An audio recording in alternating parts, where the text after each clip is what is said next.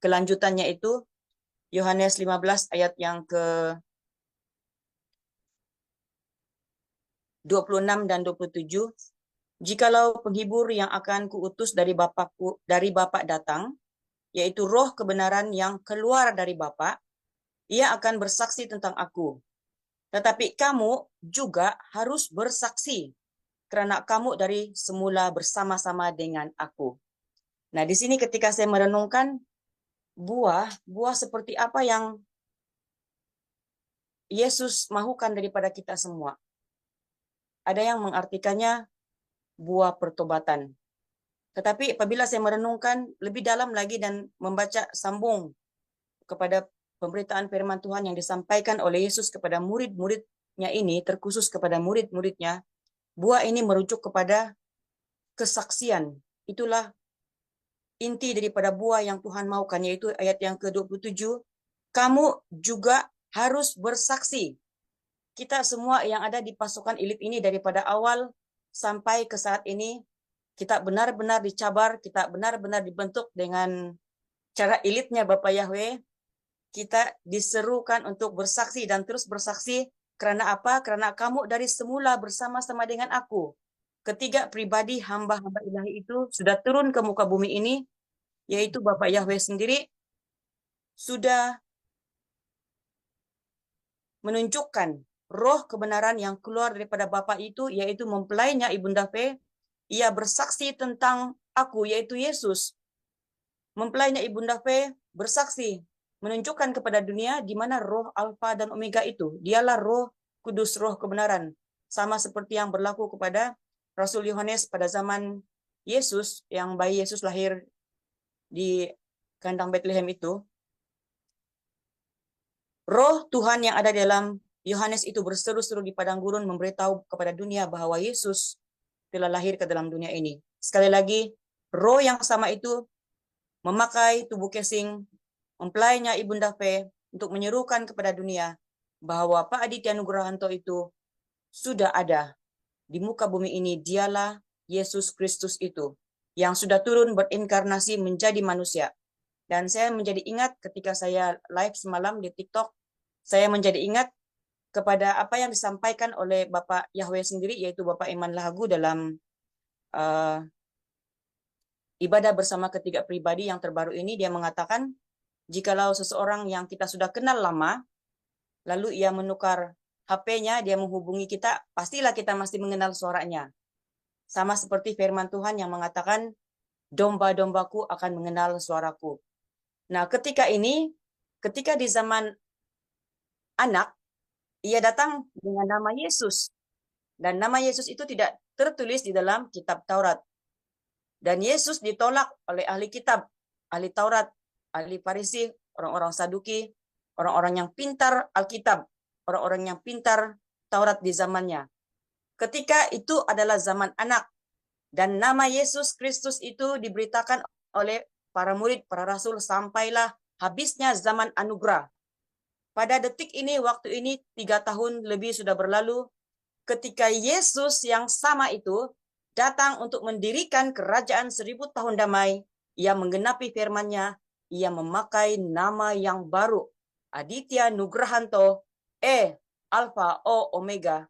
Untuk apa? Untuk menggenapi firman-Nya, untuk menguji iman seisi dunia, apakah pelita iman anak-anaknya bernyala ataupun tidak. Bagi mereka yang mempunyai pelita iman yang bernyala, bagi mereka yang mengenal suara Tuhan, apabila mereka mendengarkan segala kesaksian yang disampaikan oleh Aditya Nugrahanto, ia tidak pernah meninggikan namanya, nama yang baru dalam zaman yang baru ini, tetapi Aditya Nugrahanto bersaksi di dalam nama Tuhan Yesus Kristus. Dia tidak membawa nama yang lain, Bapak Ibu. Dan kenapa dunia menolaknya? Ayat yang ke-25 mengatakan, mereka membenci aku tanpa alasan. Itulah yang berlaku pada saat ini. Mereka, ahli kitab, ahli Taurat, yang sangat mengenal isi firman Tuhan pada hari-hari ini, menolak Pak Aditya Nugrahanto, menolak Bapak Iman Lahagu, menolak mempelainya Ibunda Fe, tanpa alasan, walaupun mereka sudah melihat cahaya kemuliaan itu, karena kepada mereka tidak dibukakan. Tetapi bagi anak-anak Tuhan, yaitu kita anak-anak Bapa Yahweh, yang ada di grup ini, yang ada di grup pasukan 77 Surgawi, inti, besi, dan gada, kita diserukan untuk bersaksi dan bersaksi dan bersaksi. Kenapa? Kita dicabar apakah iman kita akan menghasilkan buah yang lebat. Ataupun kita sudah diberitahukan sebelum ini oleh mimpi Oma Herda, apakah kita punya iman seperti buah jagung yang ompong. Disinilah iman kita akan ditantang, disinilah kita akan bertanggung jawab terhadap iman kita masing-masing.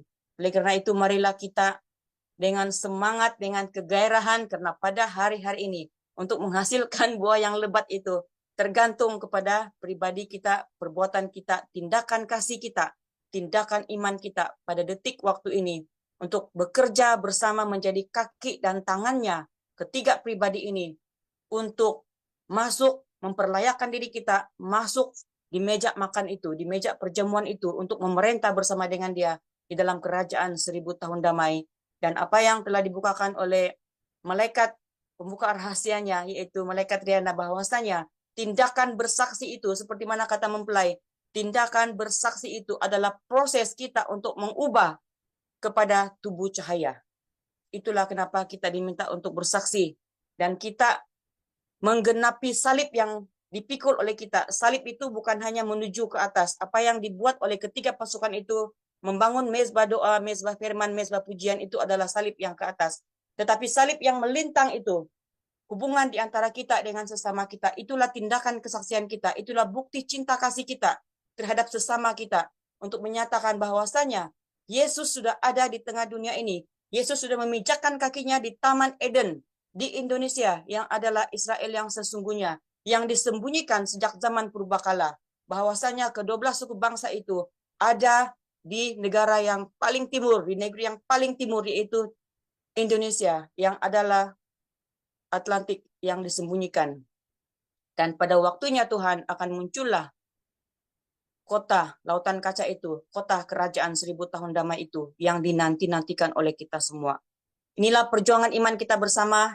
Inilah ladang dunia yang disiapkan, yang sudah dimimpikan oleh Bapak Rubianto itu. Inilah detik waktu terakhir itu. Kita ambil peluang ini, Bapak Ibu, jangan kita lepaskan. Inilah semangat yang diserukan oleh roh yang sama di dalam pasukan ini, baik juga bagi kita yang ada di Zoom maupun yang ada di luar sana yang mendengarkan. Mari kita berlomba, mari perlombaan iman ini di ladang dunia ini masih berterusan. Kita serukan seperti mana yang diserukan oleh roh Hawa itu. Roh Hawa telah berseru-seru di padang gurun bersama dengan mempelai ilahinya. Ketiga pribadi, marilah kita berganding bahu, berganding tangan, bersatu hati untuk menyerukan suara ilahinya daripada 01, memberkati kita semua, bahwasanya kerajaan 1000 tahun damai itu sedang berdiri di atas muka bumi ini, bahwasanya roh Alfa dan Omega, Satrio Piningit, Imam Mahdi itu bersama dengan Ratu Adil sedang menghakimi dunia ini bersama dengan para malaikatnya, bersama dengan para orang kudusnya, seperti yang dituliskan di dalam kitab Henok itu. Iya dan amin sedang terjadi pada saat ini. Haleluya, terpujilah nama Tuhan, di dalam nama Tuhan Yesus Kristus